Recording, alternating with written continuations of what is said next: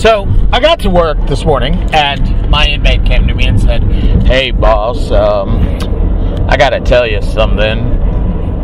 I was gonna tell you, but I'm gonna tell you now, I guess." And right away, I'm dreading it. I think he's gonna tell me something about the hermaphrodite he's in love with, or some horrible thing, or whatever. He says, "Remember yesterday when I was, the guy told me to come work on his side?" "Yes." "Well, he talked to me after that in the closet, and he said he could have written me up, and he doesn't want that to happen again." And my response to that was, "I'm sorry, what?" Yeah, he was upset that I disobeyed his direct order. And so I sat there for a minute, and I said, No, no. Well, I'm just telling you, he might be writing me up." No, he's not. And he's like, what do you mean, no, he's not? I said, okay, here's what happened. Just track with me. He came to me and said, "I would like to have you instead of the other guy work with me today." And I said, "All right, I don't mind."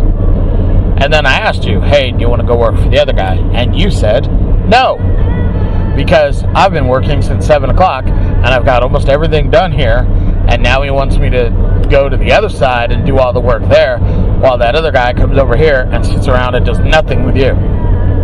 And I said, "Yeah, that sounds about right." He says, "Once I get done with this last room, guess what I'm going to do for the rest of the day?" And I said, "Pretty much nothing." He goes, "Yes, I'm not going to do anything." He just said it a little more rudely. He's like, "Why the hell am I going to get done with all mine's work and then do his work too? No, I'm not doing it." And I said, "Okay, yeah, that's what happened." So he said, "Hey, I want this guy to work for me." And I said, "Okay." And then I asked you, "Hey, do you want to go work with him?" And you said, "No." So I told him, "Yeah, we're still busy." So he doesn't get to write you up because I said so. Because I said so. That's just it. He can't write you up. He's like, "Well, what if he writes me up?" I said, "If he starts writing you up, I'm going to go take the crown out of his hand and tell him to knock it off." Also, if he writes you up, I'm going to write your rebuttal. He's like, "What?" I'm like, "Yeah, I will write your rebuttal." Like, I don't think anybody's ever done that before. Yeah, because no one's ever tried to be that stupid before.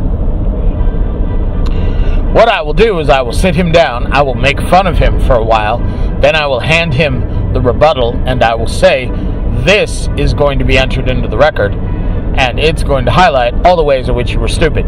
Do you really want that for yourself, or do you want to just knock it off?" And he's like, "Wow, you really do that?"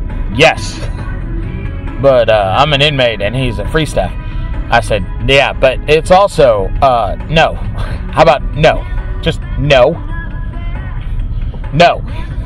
You don't get to write people up because they don't want to come do work for you when they have something else to do. Like, this dude is assigned to me. I supervise him. I'm like, you know what? If he wants to supervise you, he can do all your paperwork. How about that? And he can do all your time cards. And he can do all that other stuff he never does. Yeah, forget that. What if he goes and talks to the boss? Oh, I will have the same conversation with the boss. If he writes you up, I will write the rebuttal.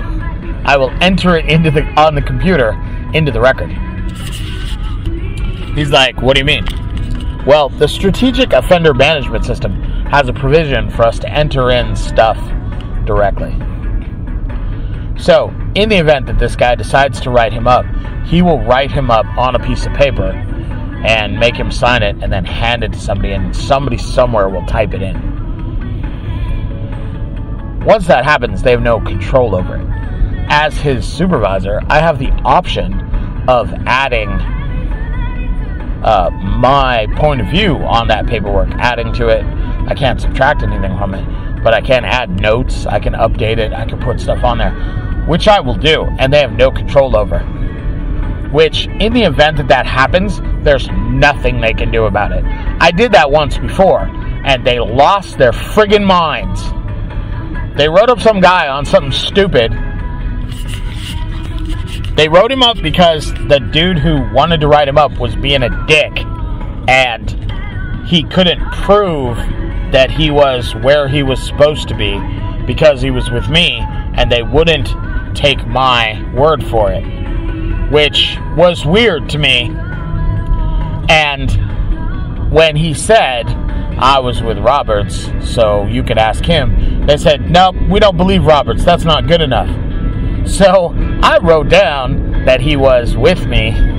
I stated the times, the dates, the everything, and then I included a brief synopsis that said, I attempted to tell my supervisor this, but they told me it was none of my business, and they told him that they didn't believe me, so for some reason, my word isn't good enough, which I'm not entirely sure of. And and they lost their ever-loving minds when that got passed around and then denied, because the guy got a write-up and they denied his write-up, and then when it was denied, they sent them a copy of the whole thing, and they got to my part, and they're like, what the hell? He can't be writing that kind of stuff. And then they said, wait, how did he do that? How did he figure out how to do that? I don't know how to do that. I'm going to tell him to knock that off. But also, I kind of want him to tell me how to do it. Yeah, so they know that that's not a good idea. So if they want to do that, feel free. I was irritated about this for quite a while. I hate it when people are bullying people, but to take the guy that I'm supervising and tell him that he has to go do your work instead of the work he's assigned to do for me, or he'll get written up, I'm just not going to let that happen. Later in the day, the boss told me to told somebody to grab my inmate and to go mop a hallway that was real dirty. And he was upset about it because there were 2 other inmates working, and one of them could do it, and we had a high priority task to do. So we went and did our high priority task, and I called and said, hey, my guy's working on a high priority task. Are you sure that you want me to go mop the floor? And he's like, yeah, I want you to go mop the floor like I said. I want you to do what I say.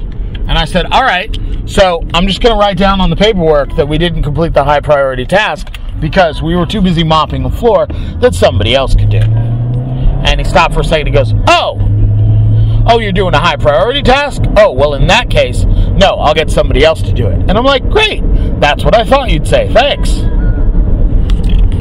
Hard to believe my boss hates me. I was so irritated about this for a while. So irritated. But I let it go. Eventually. I did want to say something to the guy. However, him and my supervisor had a long discussion about who was cooler, Benny Hill or Red Fox. And after listening to their argument for 35 minutes, I realized, A, I don't care about this dude anymore, and B, he probably not smart enough to understand what I'm gonna say. It was like my sex robot joke all over again. When my coworker was talking about getting a bargain basement, he's like, oh yeah, no, I'm gonna get a sex robot, but I'm gonna get one of the cheaper ones. And I'm like, you're gonna cheap sex robot? Like, you're gonna take a portion of your anatomy and jam it repeatedly into a sex robot, and you're gonna get the bargain basement knockoff, which, by the way, that's the name of the robot sex company that's cheap. Knockoff. And the girl was like, oh, you know the name of them? Are you into that sort of thing?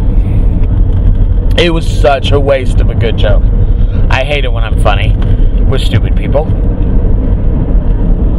Well, no, correction. Sometimes I like it when I'm funny with stupid people and they don't get it because it makes me feel superior. But to come up with a joke like that and have nobody appreciate it was it was disparaging.